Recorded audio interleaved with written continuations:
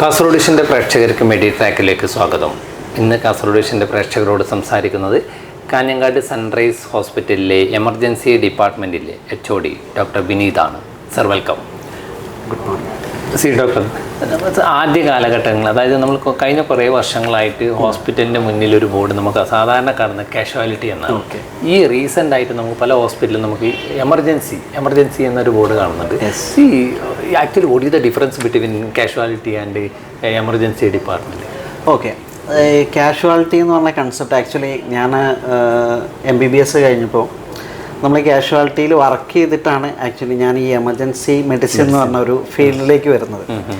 അപ്പോൾ ഞാൻ അന്ന് വർക്ക് ചെയ്തിട്ടുള്ള എക്സ്പീരിയൻസ് വെച്ച് പറയുകയാണെങ്കിൽ കാഷ്വാലിറ്റി എന്ന് പറയുമ്പോൾ നമുക്ക് അവിടെ ചില ലൈഫ് ത്രെട്ടണിങ് ഇഞ്ചുറീസ് നമ്മുടെ എമർജൻസി മെഡിസിൻ ഇപ്പോൾ ഡെവലപ്പ് ചെയ്തിട്ട് ഒത്തിരി നമ്മൾ ഈ ലൈഫ് ത്രെട്ടണിങ് ഇഞ്ചുറീസ് സേവ് ചെയ്തിട്ട് അത് കണ്ടുപിടിച്ച് ട്രീറ്റ് ചെയ്തിട്ട് പേഷ്യൻറ്റിനെ സേവ് ചെയ്യുന്നതാണ് ഇപ്പോഴത്തെ എമർജൻസി. പക്ഷേ അന്നത്തെ ആ ഒരു ഡിഫറൻസ് എന്ന് പറഞ്ഞു കഴിഞ്ഞാൽ ഇപ്പോൾ സപ്പോസ് കാഷ്വാലിറ്റിയിൽ നമുക്ക് ഇങ്ങനെയുള്ളൊരു എന്താ പറയുക, ആ ഒരു ട്രീറ്റിംഗ് ഒരു കൺസെപ്റ്റ് ഇല്ല എന്ന് തന്നെ പറയാം. ആക്ച്വലി പല കേസുകളും ചിലപ്പോൾ മിസ്സാവാം. ഇപ്പം ഞാൻ ഒരു ഉദാഹരണം പറയാം, അതിലൂടെ ചിലപ്പോൾ നിങ്ങൾക്കത് മനസ്സിലാവും. സപ്പോസ് നമ്മളൊരു പെരിഫറൽ ഏരിയ, ഒത്തിരി ഉള്ളിലേക്കുള്ളൊരു ഏരിയ ആണ്. സാധാരണ അങ്ങനെയുള്ള ഏരിയാസിൽ നമുക്ക് ഒരു മൾട്ടി സ്പെഷ്യാലിറ്റി ഹോസ്പിറ്റൽസിലോ സൗകര്യങ്ങളൊക്കെ വളരെ കുറവായിരിക്കും. അപ്പോൾ അവിടെയുള്ള ഒരു പേഷ്യൻ്റ് ഒരു സ്നേക്ക് ബൈറ്റായിട്ട് നമ്മൾ അടുത്തുള്ള ഒരു ക്ലിനിക്കിൽ പോവുകയാണ്. സ്നേക്ക് ബൈറ്റ് സപ്പോസ് നമുക്ക് രണ്ട് രീതിയിലുള്ള വിഷമുണ്ട് അല്ലേ. ഒന്ന് ഞരമ്പുകളെ ബാധിക്കുന്നതുകൊണ്ട് രക്തത്തിനെ ബാധിക്കുന്ന രീതിയിലും സ്നേക്ക് ബൈറ്റിന്. സപ്പോസ് ഇതൊരു ഞരമ്പിനെ ബാധിക്കുന്ന സ്നേക്ക് ബൈറ്റായിട്ട് ഒരു പേഷ്യൻ്റ് അടുത്തുള്ള ക്ലിനിക്കിൽ പോവാം. അവിടെ ഇപ്പോൾ ഉള്ള ഒരു സെറ്റപ്പ് ഒരു കാഷ്വാലിറ്റി സെറ്റപ്പ് ആണെന്ന് വിചാരിക്കും. ആ പേഷ്യൻ്റ് പെട്ടെന്ന് ഈ ഞരമ്പിനെ ബാധിക്കുന്ന പോയിസണിങ് ആണ്, പെട്ടെന്ന് ഈ പേഷ്യൻ്റ് എന്താകും, അവർ റെസ്പിറേറ്ററി അറസ്റ്റിലേക്ക് പോവാം. ശ്വാസം പെട്ടെന്ന് നിലച്ചു പോകാം, അതുമൂലം മരണം സംഭവിക്കാം. അവിടെ ഇങ്ങനത്തെ സിനാരിയോയിലാണ് നമ്മുടെ എമർജൻസി മെഡിസിൻ്റെ റോൾ വരുന്നത്. സപ്പോസ് അവിടെ എമർജൻസി മെഡിസിൻ ട്രെയിൻ ചെയ്തിട്ടുള്ള ഒരു വെൽ എക്സ്പീരിയൻസ്ഡ് ആയിട്ടുള്ള ഒരു പ്രാക്ടീസിങ് ഡോക്ടർ അവിടെ ഉണ്ടെങ്കിൽ ആ പേഷ്യൻറ്റിനെ നമുക്ക് എന്ത് ചെയ്യും, എയർവേ സെക്യൂർ ചെയ്യാം, ഇൻറ്റുബേറ്റ് ചെയ്തിട്ട് നമുക്ക് അവിടെ നിന്ന് എങ്ങോട്ട് വേണമെങ്കിലും ഈ പേഷ്യൻറ്റിനെ റെഫർ ചെയ്യാം. അതാണ് actually the difference between casualty and emergency എന്ന് പറയുന്നത്. അപ്പോൾ അങ്ങനെ ആ ഒരു പ്രൈമറി സ്റ്റെബിലൈസേഷൻ അത് കിട്ടാതെ വരുമ്പോഴാണ് പല പേഷ്യൻസ് എന്താകുന്നത്, മരണപ്പെടാനുള്ള സാധ്യത. അപ്പോൾ ഈ എമർജൻസി മെഡിസിൻ കൺസെപ്റ്റ് വന്നതോടുകൂടി നമുക്ക് ഒരുപാട് പ്രിവെൻറ്റബിൾ ഡെത്ത് നമുക്ക് എന്ത് ചെയ്യാം, അങ്ങനെ ഡെത്തിലേക്ക് പോകുന്ന സാഹചര്യങ്ങൾ ഒഴിവാക്കാനായിട്ട് പറ്റുന്നുണ്ട്. ഓക്കെ, നമുക്ക് ഈ സ്നേക്ക് ബൈറ്റിനെ കുറിച്ച് നമുക്ക് പിന്നീട് സാധാരണ ഈ എമർജൻസി മെഡിസിൻ അല്ലെങ്കിൽ എമർജൻസി ഡിപ്പാർട്ട്മെൻറ്റിൽ വരുന്ന കേസസ് ഏതൊക്കെയാണ്? നമുക്ക് എമർജൻസി മെഡിസിനിൽ വരുന്ന എല്ലാ കേസുകളും ഉണ്ട്. സപ്പോസ് നമ്മൾ എമർജൻസി മെഡിസിനിൽ കേസ് റിസീവ് ചെയ്യുന്നത് തന്നെ ഒരു ട്രയാജിങ് പ്രോട്ടോക്കോൾ വെച്ചിട്ടാണ്. അതിൽ റെഡ് ഉണ്ട്, ഗ്രീൻ ഉണ്ട്, യെല്ലോ ഉണ്ട്. അതിൻ്റെ കറക്റ്റ് ഓർഡറാണ് red, yellow and green, then black. ഒരു ട്രയാജിങ് ഇപ്പോൾ ഒരു എമർജൻസി ഡിപ്പാർട്ട്മെൻറ്റ് നമ്മൾ ബിൽഡ് ചെയ്യുമ്പോൾ ഈ ട്രയാജ് ഏരിയ ആയിരിക്കും ഫസ്റ്റ് ഫ്രണ്ടിൽ കാണേണ്ടത്. അപ്പോൾ ഈ ട്രയാജ് ഏരിയ എന്തിനാണ് ക്രിയേറ്റ് ചെയ്തിരിക്കുന്നത് വെച്ചാൽ പേഷ്യൻറ്റിനെ നമ്മൾ ട്രയാജ് ചെയ്യണം, സെഗ്രിഗേറ്റ് ചെയ്യണം, സെപ്പറേറ്റ് ചെയ്യണം based on the clinical condition. Suppose ഒരു പേഷ്യൻ്റ് വളരെ സിക്കായിട്ട് വരുന്ന പേഷ്യൻ്റാണ്, ആ പേഷ്യൻ്റ് നമുക്ക് എന്താണ് റെഡ് ഏരിയയിലോട്ടാണ് എടുക്കേണ്ടത്, അല്ലെങ്കിൽ റെസിസ്റ്റേഷൻ ബേയിലോട്ടാണ് എടുക്കേണ്ടത്. വളരെ സ്റ്റേബിളാണ്, കുഴപ്പമില്ല, പനി പോലെയുള്ള ഡിസീസൊക്കെ ആണെങ്കിൽ സാധാരണ നമ്മൾ ഫാസ്റ്റ് ട്രാക്കുള്ള ഗ്രീൻ സോണിലേക്ക് എടുക്കും പേഷ്യൻറ്റിനെ. അപ്പോൾ നമുക്ക് ഏതൊരു ഡിസീസ് കണ്ടീഷനും ട്രീറ്റ് ചെയ്യാൻ രീതിയിലുള്ളതായിരിക്കും ഒരു എമർജൻസി ഡിപ്പാർട്ട്മെൻറ്റ്. അത് അക്യൂട്ട് ലൈഫ് ത്രെട്ടണിങ് കണ്ടീഷൻ ആയിരിക്കാം, അല്ലെങ്കിൽ എന്തായിരിക്കാം ചെറിയ ചെറിയ കേസുകൾ, പനി, ചുമ, എല്ലാ കേസുകളും തന്നെ അവിടെ ഹാൻഡിൽ ചെയ്യും. ഓക്കെ ഡോക്ടർ, ഇപ്പോൾ സ്വാഭാവികമായിട്ടും നമുക്ക് ചിലപ്പോൾ ഒരു ആക്സിഡൻറ്റ് അല്ലെങ്കിൽ ഒരു മാസീവായിട്ടുള്ള അങ്ങനെ ചില കേസസ് ഒക്കെ ഉണ്ടാവില്ല, എക്സ്പ്ലോഷനൊക്കെ ഉണ്ടാകുന്ന സമയത്ത്.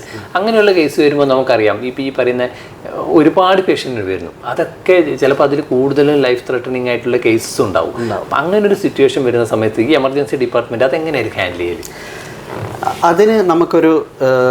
അതിനൊരു ടീം വർക്ക് തന്നെ വേണം.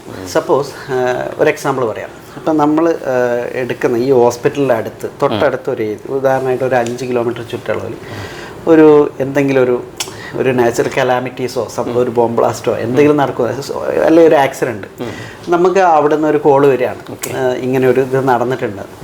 നമുക്ക് എന്ത് ചെയ്യണം, പെട്ടെന്ന് നമുക്കിപ്പോൾ സൺറൈസ് ഹോസ്പിറ്റലിലെ ഒരു എമർജൻസി ഡിപ്പാർട്ട്മെൻറ്റ് ഒരു റാപ്പിഡ് റെസ്ക്യൂ ടീമുണ്ട്. ടീം എന്ന് പറഞ്ഞാൽ സപ്പോസ് നമുക്ക് ഇങ്ങനെ ഒരു കോള് റിസീവ് ചെയ്തു, നമ്മൾ ആ ലൊക്കേഷൻ ഐഡൻറ്റിഫൈ ചെയ്യുന്നു, അങ്ങോട്ടേക്ക് നമ്മളെ ടീമിനെ അങ്ങോട്ടേക്ക് വിടും.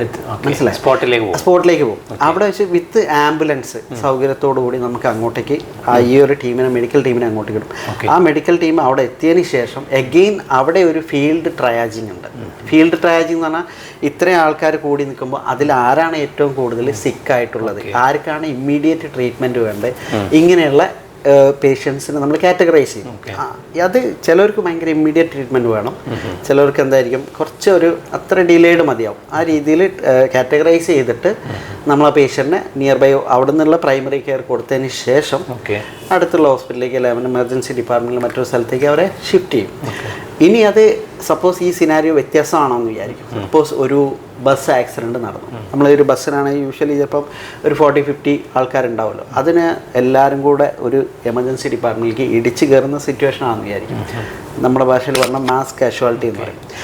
അവിടെ നമുക്കൊരു ടീം വർക്കാണ്. നമുക്കൊരു കോഡ് ഓറഞ്ച് എന്ന് പറഞ്ഞൊരു കൺസെപ്റ്റ് ഉണ്ട്. മാസ് കാഷ്വാലിറ്റി ഒരു കോഡാണ്. ഈ കോഡ് ആക്ടിവേറ്റ് ചെയ്ത് കഴിഞ്ഞാൽ ഈ ഇൻ ഹോസ്പിറ്റലിൽ ആരൊക്കെയാണോ ഉള്ളത് അവരെല്ലാം തന്നെ ആ എമർജൻസി ഡിപ്പാർട്ട്മെൻറ്റിൽ എത്തിച്ചേരണം. എന്നിട്ട് ആസ് എ ടീമായിട്ടാണ് ഈ പേഷ്യൻസിനെ നമ്മൾ മാനേജ് ചെയ്യുന്നത്. അങ്ങനെയാണ് നമുക്ക് ഇവർക്കുള്ള ട്രീറ്റ്മെൻറ്റ് പ്രൊവൈഡ് ചെയ്യുന്നത്. ഇത് മാനേജ് ചെയ്യുന്നതോടെ തന്നെ ഈ ട്രയാജിങ് പ്രോസസ്സ് കണ്ടിന്യൂസ്ലി നടക്കും. ട്രയാജിങ് പ്രോസസ്സ് എന്ന് പറഞ്ഞാൽ നമ്മൾ ചിലപ്പോൾ ഫീൽഡിൽ നിന്ന് ട്രൈ ചെയ്തിട്ടുണ്ടാവും, വീണ്ടും ഹോസ്പിറ്റലിൽ വീണ്ടും ട്രൈ ചെയ്യും. കാരണം ആരും വേണമെങ്കിൽ ബാഡായി പോവാം ആ ട്രാൻസ്പോർട്ട് ചെയ്യാൻ സമയത്തുള്ളൂ. നമ്മൾ ട്രയാജിങ് ആക്ച്വലി ഒരു കണ്ടിന്യൂസ് പ്രോസസ്സാണ്. അങ്ങനെയാണ് പേഷ്യൻസിനെ നമുക്ക് ഐഡൻറ്റിഫൈ ചെയ്യാൻ പറ്റുന്നത്, അവർക്ക് വേണ്ട ഇമ്മീഡിയറ്റ് ട്രീറ്റ്മെൻറ്റ് കൊടുക്കാൻ പറ്റും. ഓക്കെ, ഡോക്ടർ, നമ്മൾ കാസർഗോഡ്, പ്രത്യേകിച്ച് കാസർഗോഡ് ജില്ലയിൽ നമുക്ക് എമർജൻസി ഡിപ്പാർട്ട്മെൻറ്റുള്ള ഹോസ്പിറ്റലിൻ്റെ എണ്ണം പരിമിതമാണ്. ഓക്കെ. അപ്പം ഇപ്പം കാഞ്ഞങ്ങാട് സൺറൈസ് ഹോസ്പിറ്റലിലെ ഈ എമർജൻസി ഡിപ്പാർട്ട്മെൻറ്റ് നൽകുന്ന സേവനങ്ങൾ എന്തൊക്കെയാണ്? കാഞ്ഞങ്ങാട് സൺറൈസിൽ ഇപ്പം റീസെൻ്റ്ലി ഇപ്പോൾ ഒരു 3 to 4 മന്തായിട്ട് ഇവിടെ ഒത്തിരി സ്പെഷ്യാലിറ്റികൾ സ്റ്റാർട്ട് ചെയ്തിട്ടുണ്ട്. അതിൽ നമ്മൾ emergency medicine department recently inaugurate ചെയ്തു. അതിൻ്റെ കൂടെ തന്നെ നമുക്ക് സർജിക്കൽ ടീമുണ്ട്, ആൻഡ് പ്ലാസ്റ്റിക് സർജറി ഡിപ്പാർട്ട്മെൻ്റ് ഉണ്ട്, ENT ഉണ്ട്, പിന്നെ ഡെർമറ്റോളജി ഡിപ്പാർട്ട്മെൻ്റ് ഉണ്ട്, റേഡിയോളജി ഉണ്ട്. ഓൾമോസ്റ്റ് ഒരു മൾട്ടി സ്പെഷ്യാലിറ്റി എന്നുള്ളതിലേക്ക് നമ്മളിത് മാറിക്കൊണ്ടിരിക്കുകയാണ്. ഇപ്പോൾ നമ്മൾ നേരത്തെ പറഞ്ഞ പോലെ ഈ ബേൺസിൻ്റെ ട്രീറ്റ്മെൻറ്റ് സിറ്റുവേഷൻസ്, ഇപ്പോൾ ഉദാഹരണമായിട്ട് ഒരു പേഷ്യൻറ്റ് നമുക്ക് അത് ഒത്തിരി ഇവിടേക്ക് നമ്മൾ ബേൺസ് റെഫർ ചെയ്ത് വരാറുണ്ട്. അത് പീഡിയാട്രിക് കേസുകളുണ്ടാവും, അഡൾട്ട് കേസുകളുണ്ടാവും. ഈ ബേൺസ് ട്രീറ്റ്മെൻറ്റ് എപ്പോഴും അതിൻ്റെ ഒരു പെർസെൻറ്റേജ് വെച്ചിട്ടാണ് നമ്മൾ നോക്കുന്നത്. എത്ര പെർസെൻറ്റേജ് അത് കാറ്റഗറൈസ് ചെയ്തിട്ടുണ്ട്. മൈൽഡ് ബേൺസ് എന്ന് വെച്ചാൽ സൂപ്പർഫിഷ്യൽ ബേൺസ് ഉണ്ട്, പാർഷ്യൽ തിക്നെസ് ഉണ്ട്, ഡീപ്പ് തിക്നെസ് ഉണ്ട്. ഈ ബേൺ സെൻറ്ററിലേക്ക് റെഫർ ചെയ്യാൻ ഒരു ക്രൈറ്റീരിയ ഉണ്ടാവും. ഇപ്പോൾ ഡീപ്പ് തിക്നെസ് ബേൺസ് അല്ലെങ്കിൽ 2nd ഡിഗ്രി ഡീപ്പ് തിക്നെസ്സും അതുപോലെ 3rd ഡിഗ്രി ബേൺസൊക്കെ യൂഷ്വലി ഒരു ബേൺ സെൻറ്ററിലേക്ക് റെഫർ ചെയ്യും. ആ ബേൺസിൻ്റെ ട്രീറ്റ്മെൻറ്റ് കൊടുക്കാൻ നമ്മൾ emergency department plus plastic surgery ഒരു ടീമായിട്ട് ആസ് എ ടീമായിട്ട് ഈ പേഷ്യൻസ് നമ്മൾ ട്രീറ്റ് ചെയ്യാവും.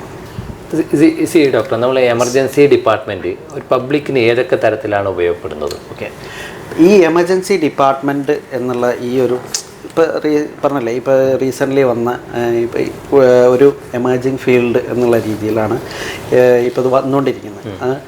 ഇത് വന്നതിന് ശേഷം പബ്ലിക്കിന് ഒത്തിരി അവയർനെസ് കിട്ടുന്നുണ്ട്. അങ്ങനെ ഈ എമർജൻസി ഡിപ്പാർട്ട്മെൻറ്റ് നമ്മൾ അവയർനെസ് പ്രോഗ്രാംസ് ഒത്തിരി കണ്ടക്ട് ചെയ്യുന്നുണ്ട്. അതിൽ ഒരു പ്രോഗ്രാം പബ്ലിക് BLS ആണ്, ബേസിക് ലൈഫ് സപ്പോർട്ട്. അതായത് ചില അടിയന്തര ഘട്ടങ്ങളിൽ ഏത് രീതിയിലാണ് ഒരു പേഷ്യൻസിന് നമ്മൾ സേവ് ചെയ്യേണ്ട ലൈഫ് സേവ് ചെയ്യാനുള്ള ചില ടിപ്സുകൾ നമ്മൾ എന്തുണ്ട് പല ഏരിയാസിലും അത് ചെയ്യുന്നുണ്ട്. അത് യൂഷ്വലി നമ്മൾ ഹെൽത്ത് റിലേറ്റഡ് ആയിട്ടുള്ള ആൾക്കാർക്കും കൊടുക്കുന്നുണ്ട്, ട്രാഫിക് പോലീസുകൾക്ക് കൊടുക്കുന്നുണ്ട്, ചില റെസിഡൻസ് ഏരിയാസിൽ കൊടുക്കുന്നുണ്ട്, ചില പഞ്ചായത്ത് അംഗങ്ങളുടെ മീറ്റിങ്ങിൽ അതിൽ ഒരു ബൾക്ക് ഓഫ് ആൾക്കാർ വരും. നമ്മൾ 50 to 100 ആൾക്കാരുള്ള ഒരു ഇതിൽ നമുക്കൊരു എന്ത് ചെയ്യണം, ഈ ഒരു പബ്ലിക് അവയർനെസ് പ്രോഗ്രാംസ് പ്രൊവൈഡ് ചെയ്യും. അതിന് ബെസ്റ്റ് എക്സാമ്പിൾ ഏത് രീതിയിലാണ് ഹെൽപ്ഫുൾ ആകുമെന്ന് പറഞ്ഞു കഴിഞ്ഞാൽ, സപ്പോസ് നമുക്ക് ഒരു എക്സാമ്പിൾ പറയാം. ഞാൻ വർക്ക് ചെയ്യുന്ന സമയത്ത് ഒരു സ്കൂളിൽ നിന്നും ഒരു കുട്ടി പെട്ടെന്ന് കൊളാപ്സായി. ആ കുട്ടിയുടെ ആ ടീച്ചർക്ക് ഈ പബ്ലിക് BLS ക്ലാസ് കിട്ടിയിട്ടുണ്ടായിരുന്നു. അപ്പോൾ നമ്മൾ ആ സ്റ്റെപ്പുകൾ ഫോളോ ചെയ്തു. ആ കുട്ടിക്ക് പൾസ് ഉണ്ടോ നോക്കി, റെസ്പിറേഷൻ ഇല്ല. അവർ ഉടനെ തന്നെ അവരെ മുന്നിൽ വെച്ചാൽ ഇത് സംഭവിക്കുന്നത്. അവർ ഉടനെ തന്നെ എന്ത് ചെയ്തു, CPR കൊടുത്തു.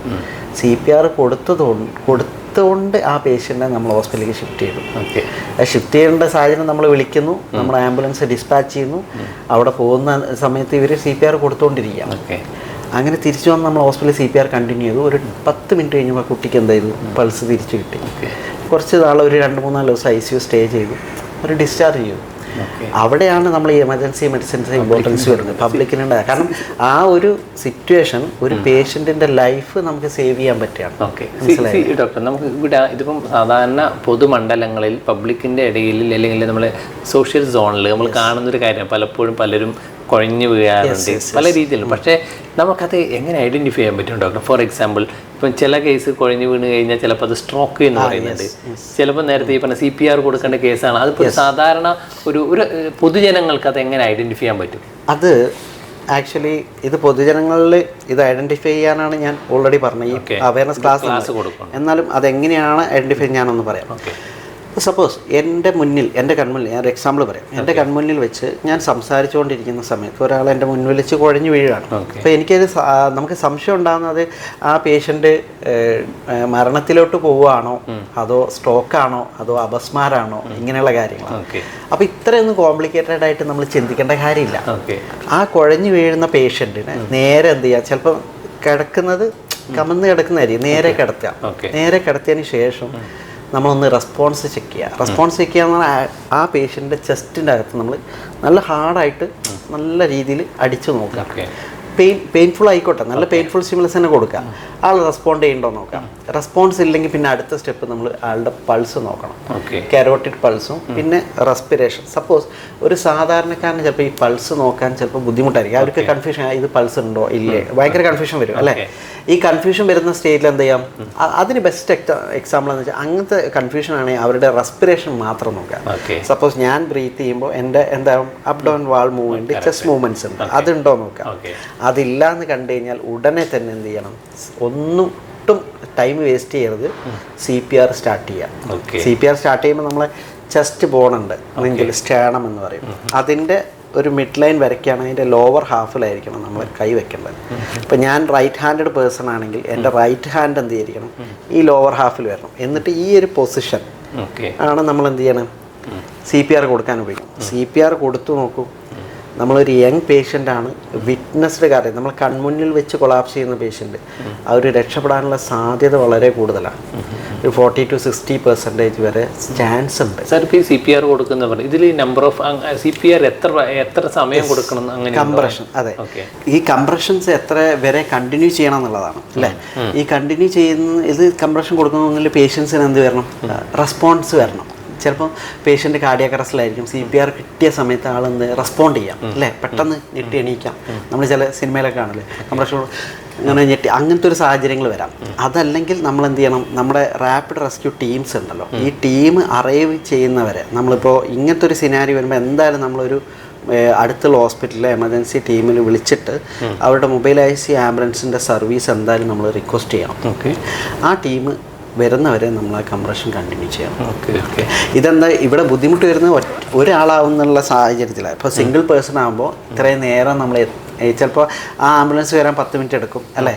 അപ്പോൾ ആ 10 മിനിറ്റ് എടുക്കുന്ന സമയം വരെ നമുക്ക് കൊടുത്ത് CPR കൊടുക്കാൻ പെട്ടെന്ന് ആൾ ടയേർഡാവും. അത് ഡിപ്പെൻഡ് ആവുന്ന ആ കൊടുക്കുന്ന ആളുടെ ഫിസിക്കൽ സ്റ്റാറ്റസ് എല്ലാം ഡിപ്പെൻഡ് ചെയ്യും. അപ്പോൾ എന്ത് ചെയ്യേണ്ടതെന്ന് വെച്ചാൽ നമ്മൾ ഒറ്റപ്പെടുന്ന ഒറ്റ ആളുടെ സാഹചര്യത്തിലാണെങ്കിൽ പെട്ടെന്ന് ഹെൽപ്പിന് ഒരാളെ കൂടെ വിളിക്കണം. അപ്പോൾ നമ്മൾ കൊടുക്കുന്ന ആൾ ക്ഷീണിക്കുകയാണെങ്കിൽ മറ്റേ കൊണ്ട് കംപ്രഷൻ കൊടുത്തുകൊണ്ടിരിക്കും. ഡോക്ടർ, നമ്മളിപ്പോൾ സ്ട്രോക്കിനെ കുറിച്ച് ഇപ്പോൾ ഈ സ്ട്രോക്ക് എന്ന കേസസ് ഇപ്പം ഏജ് വ്യത്യാസമില്ലാതെ നമ്മൾ കാണുന്നുണ്ട്. ഈ സ്ട്രോക്കിന് ഉള്ള ഒരു പേഷ്യൻറ്റിനെ കുറിച്ച് നമ്മളൊരു ഹോസ്പിറ്റലിൽ അല്ലെങ്കിൽ എമർജൻസി ഡിപ്പാർട്ട്മെൻറ്റ് എത്തിച്ചു കഴിഞ്ഞാൽ സാധാരണ ഡോക്ടേഴ്സ് പറയുന്നത് ഇതൊരു ഗോൾഡൻ അവേഴ്സ് എന്നൊക്കെ പറയാറുണ്ട്. അത് എത്ര ടൈമാണ് ഗോൾഡൻ അവേഴ്സ് എന്ന് പറയുമ്പോൾ? നമ്മൾ രണ്ട് രീതിയിലാണ് ത്രോംബലൈസ് ചെയ്യണം. അപ്പം നമ്മൾ അത് പറയുന്നതിന് ജസ്റ്റ് മുന്നേ ഏത് 2 ടൈപ്പ് സ്ട്രോക്ക് ഉണ്ട്, അത് ജസ്റ്റ് ഒന്ന് പറഞ്ഞേക്കാം. നമുക്ക് 2 രീതിയിലുണ്ട്. ഒന്ന് ഹെമറാജിക് സ്ട്രോക്ക്, തലച്ചോറിനകത്ത് ബ്ലഡ് വെസൽ പൊട്ടിയിട്ട് അതിനകത്ത് രക്തസ്രാവം ഉണ്ടാകുന്ന ഒരു കണ്ടീഷൻ. സെക്കൻഡ് കണ്ടീഷനാണ് നമ്മൾ രക്തക്കൊല അടഞ്ഞു പോകുന്നത്, ബ്ലോക്കായിട്ട് ഉണ്ടാകുന്നത്, അത് ദാറ്റ് ഈസ് ഇസ്കീമിക് സ്ട്രോക്ക്. ഈ ഇസ്കീമിക് സ്ട്രോക്കിൽ 2 സ്ട്രോക്കിനും മാനേജ്മെൻറ്റ് ഡിഫറെൻ്റ് ആണ്.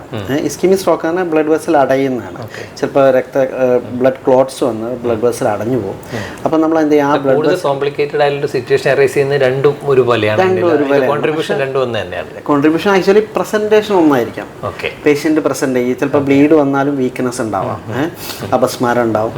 മേജർ സ്ട്രോക്ക് വന്നാലും വീക്ക്നെസ് വരും, അപസ്മാരം ഉണ്ടാവും. സെയിം പറയാം. അപ്പം നമ്മൾ അതറിയാനാണ് എന്ത് ചെയ്യുന്നത്, നമ്മൾ ഈ CT ഇമേജിങ് ചെയ്ത്, CT അല്ല MRI ഇമേജിങ് ചെയ്ത്. അപ്പോൾ ഇതിൽ ഈ ഗോൾഡൻ അവേഴ്സ് കൺസെപ്റ്റ് എവിടെയാണ് യൂസ് ചെയ്യുന്നത്? അപ്പോൾ യൂഷ്വലി നമ്മൾ ഒരു പേഷ്യൻ്റ് സ്ട്രോക്ക് വന്നു, വിത്തിൻ 4.5 hours ഹോസ്പിറ്റലിൽ എത്തിക്കുകയാണ്. ലക്ഷണം തുടങ്ങി 4.5 hours എത്തിക്കുകയാണ് നമ്മൾ അലിയിപ്പിക്കാനുള്ള ഇഞ്ചക്ഷൻസ് കൊടുക്കണം. ഇപ്പോൾ റീസെൻറ്റ് സ്റ്റഡീസിൽ അപ് ടു 9 hours വരെ പറയുന്നുണ്ട്, 6 to 9 hours വരെ പറയുന്നുണ്ട്. ബട്ട് ഐഡിയലി ഒരു 4.5 hours എത്തിക്കഴിഞ്ഞാൽ നമ്മൾക്ക് ഇവർക്ക് ഈ ബ്ലഡ് ക്ലോട്ട് അലിയിപ്പിക്കാനുള്ള ഇഞ്ചക്ഷൻസ് കൊടുത്തു കഴിഞ്ഞാൽ അത് ചിലപ്പോൾ ബ്ലഡ് ക്ലോട്ട് അലിഞ്ഞു പോവുകയാണെങ്കിൽ പേഷ്യൻസ് ആ സ്പോട്ടിൽ തന്നെ ഇമ്പ്രൂവ്മെൻ്റ് ഉണ്ടാവാറുണ്ട്, ക്ലിനിക്കൽ ഇമ്പ്രൂവ്മെൻറ്റ്സ് വരാറുണ്ട്. അതാണ് ത്രോംബലൈസിസിനുള്ള ഒരു, അതായത് മരുന്ന് കൊടുത്ത് ബ്ലഡ് ക്ലോട്ട് അലിയിപ്പിക്കാനുള്ള സമയം. നെക്സ്റ്റ് ഒരു ട്രീറ്റ്മെൻറ്റ് ഓപ്ഷൻസ് എന്ന് പറഞ്ഞു കഴിഞ്ഞാൽ നമ്മൾ മെക്കാനിക്കൽ ത്രോംബക്ടമി എന്ന് പറയും. മെക്കാനിക്കൽ ത്രോംബക്ടമി എന്ന് പറഞ്ഞു കഴിഞ്ഞാൽ ഈ ബ്ലഡ് ക്ലോട്ടിനെ നമ്മളൊരു പ്രൊസീജിയർ വഴി എടുത്ത് കളയുന്ന ഒരു പ്രൊസീജിയർ, നമ്മൾ ഈ സെക്ഷൻ ചെയ്യുന്നത് എടുത്ത് കളയുന്ന ക്ലോട്ട് റിട്രീവൽ പോലെയുള്ള ഒരു പ്രൊസീജിയേഴ്സ് ഉണ്ട്. അത് നമുക്ക് അപ് ടു 24 hours വരെ നമുക്ക് ട്രീറ്റ്മെൻറ്റ് ചെയ്യാനുള്ള ഓപ്ഷൻസ് ഉണ്ട്. കാരണം ഇതിനെക്കുറിച്ച് ഒത്തിരി സ്റ്റഡീസ് ഉണ്ട്. ചില സ്റ്റഡീസിൽ 16 മണിക്കൂർ, ചില സ്റ്റഡീസ് 24 hours ഇങ്ങനെ പറയുന്നത്. അപ്പോൾ അപ് ടു 24 hours വരെ നമുക്ക് അതിനുള്ള ഓപ്ഷൻസ് ഉണ്ട്. ഓക്കെ. പിന്നെ തലച്ചോറുമായി ഡോക്ടർ നേരത്തെ സൂചിപ്പിച്ചില്ല, അവിടെ ഒരു ബ്ലീഡിങ് വരികയാണെങ്കിൽ അത് നമുക്ക് കൂടുതൽ ലേറ്റ് ആയിട്ട് നമ്മൾ ഹോസ്പിറ്റലിൽ എത്തുകയാണെങ്കിൽ ആ കോംപ്ലിക്കേഷൻസ് കൂടും. പിന്നെ ഈ പറയുന്ന പേഷ്യൻ്റ് റെസ്പോൺസ് അത് പിന്നീട് കൂടുതൽ കോംപ്ലിക്കേറ്റഡ് ഒരു സിറ്റുവേഷനിലേക്ക് അറൈസ് ചെയ്യാൻ സാധ്യതയുണ്ട്. തീർച്ചയായിട്ടും ബ്ലീഡിങ് സിറ്റുവേഷൻസ് മാസി ബ്ലീഡ് ആയി കഴിഞ്ഞാൽ ഭയങ്കര ബുദ്ധിമുട്ടാണ്. പേഷ്യൻസിന് എന്ത് ചെയ്യും, തലച്ചോറിനകത്ത് പ്രഷർ കൂടും. അത് കാരണം സെക്കൻഡറി ആയിട്ട് മരണം വരെ സംഭവിക്കാനുള്ള റിസ്ക് ഉണ്ട്. അപ്പോൾ സ്ട്രോക്ക് സസ്പെക്ട് ചെയ്ത് കഴിഞ്ഞാൽ എത്രയും പെട്ടെന്ന് ഇമ്മീഡിയറ്റ് ആയിട്ട് ഒരു സ്ട്രോക്ക് സെന്ററിൽ ആ പേഷ്യന്റ് എത്തിക്കുക എന്നുള്ളതാണ്. വളരെ റാപ്പിഡായിട്ട് വളരെ സ്പീഡായിട്ട് ഇസ്കീമിക് സ്ട്രോക്കിൽ ബ്ലഡ് ക്ലോട്ട് ആയിരുന്നു ഏകദേശം നമുക്കൊരു 1.9 millions ഓഫ് ന്യൂറോൺസ് ആണ് ഒരു മിനിറ്റിൽ നശിച്ചുകൊണ്ടിരിക്കുക. അവിടെ നമ്മൾ ടൈം ഈസ് ബ്രെയിൻ എന്ന് പറഞ്ഞ കൺസെപ്റ്റാണ് ഫോളോ ചെയ്യേണ്ടത്. പല പേഷ്യൻസും ഉണ്ടാവാറുണ്ട്. കാരണം ചില പേഷ്യൻസ് നമ്മൾ എടുത്തു വരും, ഇന്നലെ രാത്രി തുടങ്ങിയായിരുന്നു, അപ്പോൾ ഞങ്ങളൊന്ന് മോർണിംഗ് വരെ നോക്കി ഇത് ശരിയാവോ അങ്ങനെ ഒത്തിരി പേഷ്യൻ്റ്. അപ്പോൾ ഇവിടെ വരുമ്പോഴേക്കും എന്തായിരിക്കും, ബ്രെയിനകത്ത് പെർമനൻറ്റ് ഡാമേജ് ആയി കഴിഞ്ഞാൽ ആ ഒരു ഗോൾഡൻ അവേഴ്സ് കഴിഞ്ഞു പോകുന്ന സാഹചര്യമാണ്. കുറച്ച് നാൾ പേഷ്യൻ്റ് എന്തായിരിക്കും, കുറേ നാളെങ്കിൽ കിടപ്പിലാവും. പിന്നെ ഫിസിയോതെറാപ്പി ഒക്കെ ചെയ്ത് അത് കിടപ്പിലായി കഴിഞ്ഞാൽ പിന്നെ കുറേ നാൾ ആ ഒരു സിറ്റുവേഷൻ തന്നെ പോയി. ഇപ്പം ഡോക്ടർ ഇപ്പോൾ സ്ട്രോക്ക് റിലേറ്റഡ് ആയിട്ട് വളരെ റാപ്പിഡായിട്ടൊക്കെ ചെയ്യേണ്ട കാര്യം അങ്ങനെ ക്വിക്കായിട്ട് റെസ്പോണ്ട് ചെയ്യുന്ന അങ്ങനെ ഒരു ടീമോ അങ്ങനെ ഒന്നും ഉണ്ടാവും ഈ സൺറൈസ് ഹോസ്പിറ്റൽ? യെസ്, നമ്മൾ അങ്ങനെ ഒരു ടീം ഡെവലപ്പ് ചെയ്തിട്ടുണ്ട്. ആക്ച്വലി ഒരു റാപ്പിഡ് റെസ്ക്യൂ 24/7 എന്നാണ് അതിൻ്റെ പേര്. ആക്ച്വലി അത് നമുക്ക് അസസ് ചെയ്യാൻ നമ്മളൊരു എമർജൻസി കോൺടാക്ട് നമ്പർ കൊടുത്തിട്ടുണ്ട്. അത് ആ കോൺടാക്ട് നമ്പറിൽ ഇപ്പോൾ ഈ സ്ട്രോക്കിൻ്റെ സിറ്റുവേഷൻ ആണെങ്കിലും, ഇപ്പോൾ ഒരു ആക്സിഡൻറ്റ് കേസ് ആണെങ്കിലും, ഇപ്പോൾ കൊളാപ്സ് ചെയ്ത് വീഴുന്ന ഏത് സിറ്റുവേഷൻ ആണെങ്കിലും നമുക്കത് നിങ്ങൾ അതിൽ വിളിച്ചു കഴിഞ്ഞാൽ നമ്മൾ ഉടനെ തന്നെ ആ കോൾ അറ്റൻഡ് ചെയ്യും. അത് വീഡിയോ കോളിലേക്ക് കൺവേർട്ട് ചെയ്തിട്ട് അവിടുത്തെ സിറ്റുവേഷൻ എന്താണെന്ന് മനസ്സിലാക്കിയതിന് ശേഷം നമ്മൾ എത്തുന്ന വരെയുള്ള ആ ഒരു ബ്രിഡ്ജിങ് ടൈം ഉണ്ട്. ആ ടൈമിൽ അവർക്ക് വേണ്ട നമ്മൾ ഇൻസ്ട്രക്ഷൻസ് കൊടുക്കും. ഇപ്പോൾ സപ്പോസ് കൊളാപ്സ് ആണ്, പൾസ് ഇല്ല, CPR സ്റ്റാർട്ട് ചെയ്തുള്ള എങ്ങനെ അത് കൊടുക്കാം എന്നുള്ള കാര്യങ്ങൾ നോക്കും. സ്ട്രോക്കാണ് സസ്പെക്ട് ചെയ്യുന്നത്, നമ്മൾ ഈ പറഞ്ഞ ഒരു വീഡിയോയിൽ ഈ പറഞ്ഞ എക്സാമിനേഷൻസ് പേഷ്യൻറ്റിനോട് ചെയ്യിപ്പിക്കാൻ പറ്റും. അപ്പം നമുക്കത് ഐഡൻറ്റിഫൈ സ്ട്രോക്കാണ്. ഇമ്മീഡിയറ്റ്ലി നമ്മുടെ ഇവിടുന്ന് ടീം, ഒരു റാപ്പിഡ് റെസ്ക്യൂ ടീം ആ ഒരു സ്പോട്ടിലേക്ക് വിത്ത് നമ്മളെ ആംബുലൻസ് സർവീസ് അവിടെ എത്തും. എന്നിട്ട് ബാക്കി നമ്മളെ മെഡിക്കൽ ടീം അവിടെ വെച്ചിട്ട് ഹാൻഡിൽ ചെയ്യും. ഈവൻ ആ സ്പോട്ടിൽ വെച്ച് തന്നെ ഇൻറ്റുബേഷൻ കാര്യങ്ങൾ വരെ ചെയ്യുന്ന രീതിയിൽ പ്രിപ്പയർഡ് ആയിട്ടായിരിക്കും ഉള്ളത്. എനിക്ക് തോന്നുന്നു കാസർഗോഡ് ഡിസ്ട്രിക്റ്റിൽ ആദ്യമായിട്ടാണ് തോന്നുന്നത് നമുക്ക് ഇങ്ങനെ ക്വിക്ക് റെസ്പോണ്ട് ആയിട്ടുള്ള ഒരു ടീമിനെ വെച്ചുകൊണ്ടുള്ള ഒരു എമർജൻസി മെഡിസിൻ ഡിപ്പാർട്ട്മെൻറ്റ് ഓപ്പൺ ആയിട്ട് വരുന്നത്.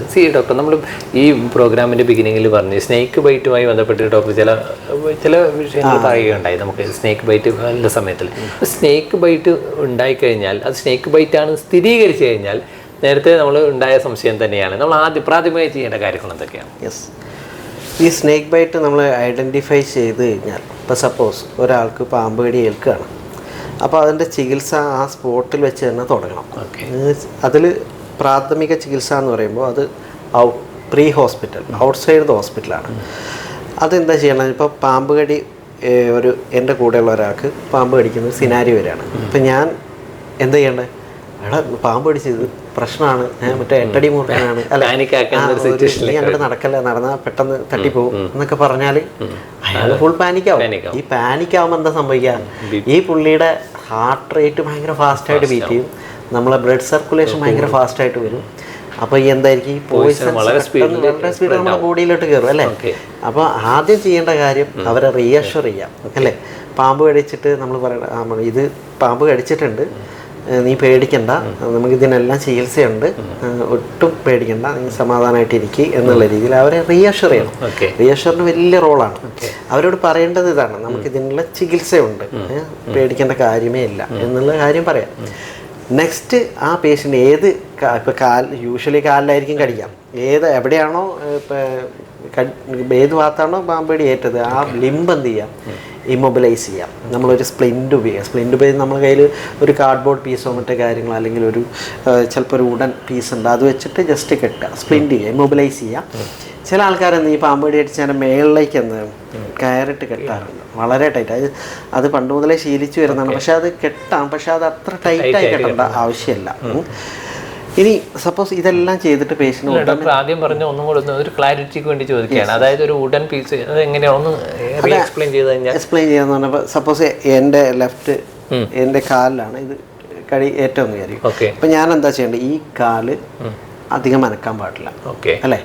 അപ്പോൾ ഇത് അനങ്ങാതിരിക്കാൻ വേണ്ടി ഇതിൻ്റെ ഒരു മൂവ്മെന്റ്സ് വന്നാൽ തന്നെ എന്തായിരിക്കും, ഇവിടേക്കുള്ള സർക്കുലേഷൻ വരികയാണെങ്കിൽ ഈ പോയിസൺ നമ്മൾ കൂടുതൽ അബ്സോർബ് ചെയ്യും. അപ്പോൾ ഇത് സ്പ്ലിൻ്റ് ചെയ്യുക, ജോയിനിൽ വെച്ചിട്ട് ഇവിടെ നിന്ന് താഴോട്ടേക്ക് ഒരു കാർഡ്ബോർഡ് പീസ് ഇതിൻ്റെ സൈസിൽ കട്ട് ചെയ്തിട്ട് സ്പ്ലിൻ്റ് ചെയ്ത് വെക്കാം. എന്നിട്ടത് ഒരു തുണി കൊണ്ട് എന്തെങ്കിലും കെട്ടുക, അല്ലെങ്കിൽ കോട്ടൺ തുണിയിൽ അതുകൊണ്ട് കെട്ടിയതിന് ശേഷം ഈ കാലം ഒരാൾ സപ്പോർട്ട് ചെയ്തിട്ട് ആ പേഷ്യൻസിന് എന്ത് ചെയ്യണം, അധികം മൊബിലൈസേഷൻ ഒഴിവാക്കിയിട്ട് പേഷ്യൻസിനെ ഷിഫ്റ്റ് ചെയ്യണം. ഉടനെ തന്നെ അടുത്തുള്ള സ്നേക്ക് ബൈറ്റ് മാനേജ് ചെയ്യാൻ കേപ്പബിൾ ആയിട്ടുള്ള എമർജൻസി ഡിപ്പാർട്ട്മെന്റുകളിലോടത്തേക്ക് ആളെ ഷിഫ്റ്റ് ചെയ്യാം. മറ്റൊരു കാര്യം, നമ്മളിപ്പം പാമ്പ് കടിച്ചു കഴിഞ്ഞാൽ പോയിസണസ് ആയ ഏതൊരു ബൈറ്റ് വന്നു കഴിഞ്ഞാലും ഇതിൻ്റെ മെഡിസിൻ എന്ന് പറയുന്നത് കോമൺ ആയിരിക്കും. യെസ്, ഇത് നമ്മൾ ആൻറ്റി സ്നേക്ക് വെനം ഉണ്ട്. അപ്പോൾ ഇതിൽ യൂഷ്വലി നമ്മൾ ഇന്ത്യയിൽ കോമൺ ആയിട്ട് കാണുന്ന ചില പോയിസണസ് ആയിട്ടുള്ള സ്നേക്കുകളെ കവർ ചെയ്യുന്ന രീതിയിലാണ്. എൻ്റെ ഡൗട്ട് എന്ന് പറയുന്നത്, പിന്നെ ഇതൊരു കോമൺ മെഡിസിൻ ആയിരിക്കും. ഫോർ എക്സാമ്പിൾ അതിപ്പം അണലി ആയാലും കോബ്ര ആയാലും അല്ലെങ്കിൽ ഇതൊക്കെ ഏത് പാമ്പ് കടിച്ചാലും അതിന്റെ മെഡിസിൻ തരുന്നത് കോമൺ ആണ്. കാരണം ഈ ASV ആന്റി സ്നേക്ക് വെനം ഇത് കവർ ചെയ്തിരിക്കുന്ന 4 പോയിസണസ് സ്നേക്കിനെയാണ് ഇത് കവർ. നമ്മുടെ രാജ്യത്ത് സാധാരണ കാണുന്ന അല്ലെങ്കിൽ പ്രാദേശികമായിട്ട് കാണുന്ന പാമ്പ് കടിച്ചാൽ കൊടുക്കാൻ പറ്റുന്നതാണ് അത് കവർ ചെയ്യുന്നത്. ഇപ്പോൾ ഈ പറഞ്ഞ അണലി, പിന്നെ മൂർക്കൻ അല്ലേ, പിന്നെ ശംഖുവരയൻ, ഇതൊക്കെ കടിച്ചാലും നമുക്ക് ASV ആൻറ്റി സ്നേക്ക് വെനാണ് കൊടുക്കുന്നത്. ഈ ASV നമ്മൾ ഈ പറഞ്ഞ 4 കാറ്റഗറിയിൽ വരുന്ന 4 സ്നേക്കിൻ്റെ പോയിസൺസിന് ഉള്ള ആൻറ്റിഡോട്ടായിട്ടാണ് യൂസ് ചെയ്യുന്നത്. ഇതൊക്കെ നമ്മളിപ്പോൾ ശംഖുരേൻ്റെ പേര് പറഞ്ഞു, അങ്ങനെ ശംഖുരേനൊക്കെ കടിച്ചു കഴിഞ്ഞാൽ ചിലപ്പോൾ പറയാനോ വളരെ പെട്ടെന്ന് മരണം സംഭവിക്കുന്നൊരു സിറ്റുവേഷൻ വരുന്നത്. കമ്പാരിറ്റീവ് ഒരു അണലി കടിച്ച കേസ് പോലെ അല്ല ഉണ്ടാകുന്നത്, വളരെ പെട്ടെന്ന് അത് ഒരു ഡേഞ്ചർ സ്റ്റേജിലേക്ക് വരാറുണ്ട്. ആ ഒരു സിറ്റുവേഷൻ എന്തുകൊണ്ടായിരിക്കും? അത് ആക്ച്വലി ഈ നമ്മളെ ക്രേറ്റ് എന്നുള്ള രീതിയിലാണ് ശംഖുര എന്നത്. ക്രേറ്റ് അതൊരു മിക്സഡാണ്. മിക്സഡ് പറഞ്ഞാൽ ബോത്ത് ബ്ലഡിനെയും ബാധിക്കും നരമ്പുകളെയും ബാധിക്കും. മിക്സഡ് പ്രസൻറ്റേഷനാണ് വരിക. അപ്പോൾ ഈ അത് പറയുന്നതിന് ജസ്റ്റ് മുന്നേ ഈ പാമ്പടിയിൽ 2 ഇതുണ്ടെന്ന് ജസ്റ്റ് ഒന്ന് പറഞ്ഞേക്കാം, കാരണം അല്ലെങ്കിൽ ഇത് മനസ്സിലാവില്ല. ആക്ച്വലി നമ്മൾ ഈ പാമ്പടി 2 രീതിയിൽ, ഇപ്പോൾ അണലിയൊക്കെയാണ് നമ്മൾ ബ്ലഡിനെ ബാധിക്കണം. ബ്ലഡിലെ ക്ലോട്ടിങ് ഫാക്ടേഴ്സിനെ എഫക്റ്റ് ചെയ്യും. അങ്ങനെ ബ്ലീഡിങ് വന്നിട്ടാണ് മരണങ്ങൾ സംഭവിക്കുക. ഈ പറഞ്ഞ ഈ കോബ്ര സ്നേക്സ് ഇതൊക്കെ നരമ്പുകളെ ബാധിക്കുന്നത്. അപ്പം നമുക്ക് എന്ത് ചെയ്യും, അതിൻ്റെ ആദ്യത്തെ പ്രസൻറ്റേഷൻ പേഷ്യൻ്റ് വരുമ്പോൾ കണ്ണ് അടയ്ക്കാനും തുറക്കാനും ഉള്ള പ്രയാസം, ഇങ്ങനെ കണ്ണ് ശരിക്കും അങ്ങോട്ട് പൊന്തില്ല. അതാണ് ഫസ്റ്റ് ക്ടോസിസ് എന്ന് പറയും നമ്മുടെ ഭാഷയിൽ. പിന്നെ നെക്സ്റ്റ് വരുന്നത് എന്തായിരിക്കും, ഈ ഉമിനീരിറക്കാൻ ഉള്ള ബുദ്ധിമുട്ട്, ഡിസ്ഫാജിയ, പിന്നെ സംസാരിക്കാനുള്ള ബുദ്ധിമുട്ട്, ഡിസാർത്രിയ എന്ന് പറയും.